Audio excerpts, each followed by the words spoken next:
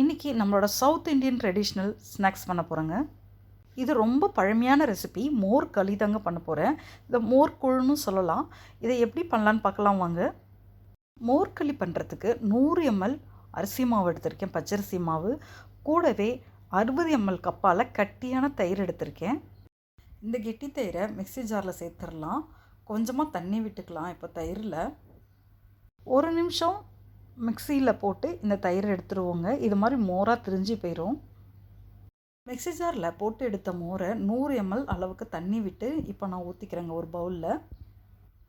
மோரோட 250 ml தண்ணியும் விட்டுக்கிறேன். தயிரும் தண்ணியும் சேர்த்தா 350 mlங்க. இது மாதிரி தண்ணியாக இருக்கும். எடுத்து வச்ச அரிசி மாவில் பாதி அரிசி மாவை போட்டு இப்போ கிளறலாங்க. அரிசி மாவும் மோரும் நல்லா மிக்ஸ் பண்ணும்போது கட்டி எதுவும் பிடிக்கக்கூடாது. கட்டி இல்லாத அளவுக்கு நல்லா கிளறி விட்டுடலாம். கிளறி விட்டதும் ரொம்பவே தண்ணியாக இருக்குங்க மோரும் அரிசி மாவும் சேர்ந்தா. இப்போ பேலன்ஸ் இருக்கிற அரிசி மாவையும் போட்டு இப்போ கிளறிடுவோம் அதே மோர்லேயே. இப்போது இது மாதிரி தாங்க கிளறணும். இந்த பதத்துக்கு வந்ததும் நம்ம தாளிக்கிறதுக்காக பொருளை ரெடி பண்ணிடலாம். இப்போ கரெக்டாக ரெடி ஆகிடுச்சிங்க. கெட்டி எதுவும் பிடிக்கல மாவில். இன்றைக்கி எங்கள் வீட்டில் மோர் களிக்கு நல்லா மோர் மிளகா வாசமாக போட்டு தாளிக்கலான்னு சொல்லிட்டு எடுத்து வச்சுருக்கேங்க. நான் கடைகளில் வாங்கின மோர் மிளகா தான் எடுத்திருக்கேன். இந்த மோர் மிளகா கொஞ்சம் உப்பும் சேர்ந்து இருக்குங்க. கடைகளில் வாங்கும்போது இந்த அளவுக்கு உப்பு இருக்கும். நான் செக் பண்ணிவிட்டு தாங்க நான் போடுறேன். நான் மோர்களியில் உப்பு போடும்போது ஜாக்கிரதையாக போடணுங்க. நம்ம ஆல்ரெடி மோர் மிளகாயில் உப்பு இருக்குது. நம்ம செக் பண்ணிவிட்டு தான் போடணும். இப்போது ஒரு பெரிய கடாயை வச்சுருக்கேங்க. 4 ஸ்பூன் நல்லெண்ணெய் விட்டுக்கிறேன். எண்ணெய் சூடானதும் கடலைப்பருப்பு, மோர் மிளகா, காஞ்ச மிளகா, கருப்புளுந்து, கடுகு, கொஞ்சமாக ஜீரகம் எல்லாத்தையும் போட்டு தாளிச்சிக்கலாம். தாளிக்கும் போது கடலைப்பருப்பு, காஞ்ச மிளகாய் எதுவுமே கருகக்கூடாதுங்க. மிதமான சூடு வச்சு நம்ம இதை நல்லா தாளிச்சிக்கலாம். கொஞ்சமாக பச்சை மிளகாய் கட் பண்ணி வச்சுருந்தேன். அந்த பச்சை மிளகாய் கொஞ்சம் கருவேப்பிலையும் போட்டுக்கலாம். கண்டிப்பாக இந்த மோர்களி பண்ணும்போது கடுகு நல்லா பொரிஞ்சிருக்கணுங்க. அப்போ தான் கசப்பு இல்லாமல் இருக்கும். அரிசி மாவு, மோர், தண்ணி எல்லாம் போட்டு கரைச்சி வச்சதை எடுத்துக்கலாங்க. கடுகு, கடலைப்பருப்பு எல்லாமே நல்லா பொரிஞ்சிடுச்சிங்க. அரிசி மாவும் தயிரும் நல்லா மிக்ஸ் பண்ணி வச்சுருந்ததை இப்போ தாளிச்சதில் விட்டுறலாங்க. இது மாதிரி விடும்போது ஸ்டவ்வை ஸ்லோ ஃப்ளேமில் வச்சுக்கோங்க. நான் ஸ்லோ ஃப்ளேமில் தாங்க தாளித்தேன். ஸ்லோ ஃப்ளேமில் தான் இப்போ தயிர் மிக்ஸ் பண்ணதையும் விட்டேன். இப்போ நம்ம கை விடாமல் இப்போ நல்லா கலக்கிக்கிடுங்க. இப்போ கொஞ்சமாக மீடியம் ஃப்ளேம் வச்சுக்கலாம். இப்போ போட்டிருக்க அரிசி மாவு வெண்ணெய் மாதிரி திரண்டு வருங்க. நம்ம கரண்டியால் கிண்டி விட்டுக்கிட்டே தான் இருக்கணும். இல்லாட்டி அடி பிடிச்சிரும். நடுவில் மட்டும் கெட்டிப்பட்டுரும். இப்போ கொஞ்சமாக பெருங்காயம் சேர்த்துக்கலாங்க. நான் இன்னும் உப்பு சேர்க்கவே இல்லை.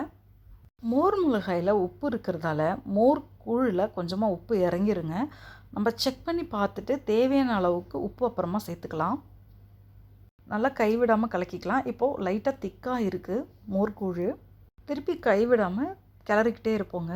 நான் கடையில் வாங்கின அரிசி மாவில் தாங்க இது பண்ணுறேன். எந்த அரிசி மாவாக இருந்தாலும் பண்ணலாங்க. புழுங்க அரிசி மாவில் கூட பண்ணலாம். ஊற்றின அரிசி மாவு நல்லா திக்காயிட்ருக்குங்க. கைவிடாமல் இது மாதிரி தாங்க கலக்கணும். ஸ்டவ்வு இன்னும் மீடியம் ஃப்ளேமில் தாங்க இருக்குது. கொஞ்சம் நேரம் ஆனதும் ஸ்லோ ஃப்ளேமில் நம்ம மாற்றிக்கலாம். மோர்களி ஓரளவுக்கு இப்போ திரண்டு வந்துருச்சுங்க. உப்பு செக் பண்ணிக்கிறேன். நான் கொஞ்சமாக ஸ்பூனால் எடுத்துகிட்டு நான் செக் பண்ணிவிட்டு உப்பு பத்தலைங்க போட்டுக்கிறேன். நான் இப்போது நல்லா கிளறலாங்க. அடி பிடிக்காத அளவுக்கு, உருண்டு பிடிக்காத அளவுக்கு நல்லா கிளறி விடுவோம். மார்னிங் டிஃபனாக கூட சாப்பிட்லாங்க. புளிக்குழம்பு இருந்தாலோ இல்லை கொஞ்சமாக ஊறுகாய் வச்சு கூட சாப்பிட்டுக்கலாம். ஈவினிங் ஸ்நாக்ஸாக கூட கொடுக்கலாங்க. நான் இன்றைக்கி ஈவினிங் ஸ்நாக்ஸாக தான் இது பண்ணியிருக்கேன். அடி பிடிக்காத அளவுக்கு நல்லா கிளறி விடலாங்க. இந்த களியை கேக் மாதிரி கட் பண்ணிக்கலாங்க. ஒரு ட்ரேயில் கொஞ்சமாக நல்லெண்ணெய் ஊற்றி இந்த மாதிரி தடவி ரெடி பண்ணி வச்சுக்கிறேன். இப்போ களி ஓரளவுக்கு ரெடி ஆகிடுச்சிங்க. இந்த களி ரெடி ஆகிடுச்சான்னு செக் பண்ணி பார்க்குறதுக்கு கொஞ்சமாக தண்ணியில் இது மாதிரி கையில் நினச்சிக்கலாங்க. நினச்சிக்கிட்டு மோர்களி மேலே தொட்டு பார்த்தோம்னா மாவு ஒட்டாமல் இருக்கணும். மாவு ஒட்டுதுங்க. திருப்பியும் கொஞ்ச நேரம் கிளறுவோம். மோர்களிக்கு 2 ஸ்பூன் நல்லெண்ணெய் விட்டுக்கிறேங்க. நல்லா கிளறிக்கலாம் மோர்களியை. தாளித்த தயிர் சாதம் பிடிச்சவங்க எல்லாருக்குமே இந்த மோர்களி ரொம்ப பிடிக்குங்க. ட்ரை பண்ணி பாருங்கள். கிட்ஸுக்கு கண்டிப்பாக பிடிக்குங்க மோர். கண்டிப்பாக இந்த மோர்களையும் விரும்பி சாப்பிடுவாங்க. திருப்பியும் இப்போ நல்லா வெந்திருக்கான மாவு செக் பண்ணிக்கலாம். இப்போ சூப்பராக மோர்களி ரெடி ஆகிடுச்சிங்க. இந்த மோர்களியை நம்ம கேக் மாதிரி கட் பண்ணி எடுத்துக்கலாம். இப்போ அந்த ட்ரேயில் கொஞ்சமாக மல்லித்தழையை கட் பண்ணி போட்டிருக்கேன் நான். ரெடி பண்ணி வச்சுருக்கிற மோர்களியும் இப்போ எடுத்து வச்சிடலாங்க அந்த ட்ரேயில்.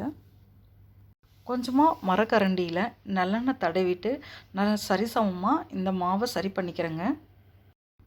மோர்களி கொஞ்சமாக சூடாக இருக்குது, அதனால தாங்க மரக்கரண்டியால் நான் இந்த மாதிரி அமுத்திக்கிறேன். இப்போ சூப்பராக மோர்களி ரெடி ஆகிடுச்சு. இப்போது நான் இதை 10 நிமிஷம் ஆற விடுறேங்க. ஆற விட்டு இது கேக் மாதிரி நம்ம கட் பண்ணி எடுத்துக்கலாம். 10 நிமிஷம் ஆனதும் மோர்களியை கேக் மாதிரி கட் பண்ணிக்கலாம். மோர்களி நல்லா வாசனையாக இருக்குது, பெருங்காயம்லாம் போட்டதால். இந்த மோர்களியை உப்மா மாதிரி பிளேட்டில் போட்டு அப்படியே சாப்பிட்டுக்கலாங்க. கேக் மாதிரி கட் பண்ணணும் அவசியம் இல்லை. குழந்தைங்களுக்கு கொடுக்கும்போது நான் கேக் பீஸ் மாதிரி கட் பண்ணி கொடுக்குறேன் மோர்களியை. இப்போ மோர்களியை கட் பண்ண ஆரம்பிச்சிடலாங்க. இந்த ஓரங்கள்லாம் வர ஆரம்பிச்சிச்சு, தனியாக பீஸ் மாதிரி கட் பண்ண ஆரம்பிச்சிடலாம். இந்த மோர்களியை நான் ஒரு பிளேட்டில் போட்டுறேங்க. நான்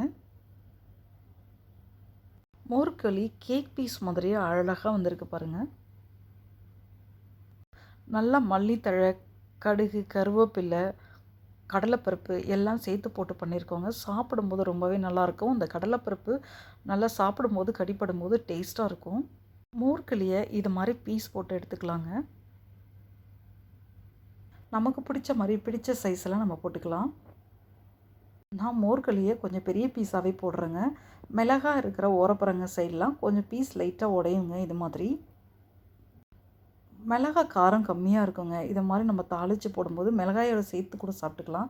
இந்த மோர்களியை நல்லா ஸ்பாஞ்சு மாதிரி சூப்பராக சாஃப்டாக வந்திருக்குங்க மோர்களி.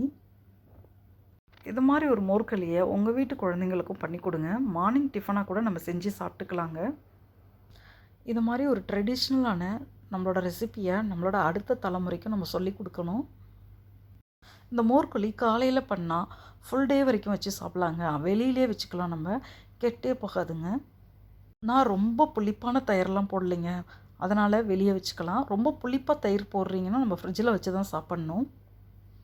இந்த மோர்களி ரொம்பவே சிம்பிளான ரெசிபி தாங்க. 10 நிமிஷம் இருந்தால் போதும், சூப்பராக இந்த மோர்களியை ரெடி பண்ணிடலாம். உங்கள் வீட்டு குழந்தைங்களுக்கும் இது மாதிரி ஒரு மோர்களியை ட்ரை பண்ணி கொடுங்க. ரொம்பவே என்ஜாய் பண்ணி சாப்பிடுவாங்க. நம்ம சேனலில் இருக்கிற எல்லா ரெசிபி வீடியோக்களையும் செக் பண்ணி பாருங்கள். நம்மளோட சேனலுக்கும் உங்களோட சப்போர்ட்டை கொடுங்க. நம்மளோட சேனலையும் சப்ஸ்கிரைப் பண்ணி வச்சுக்கோங்க.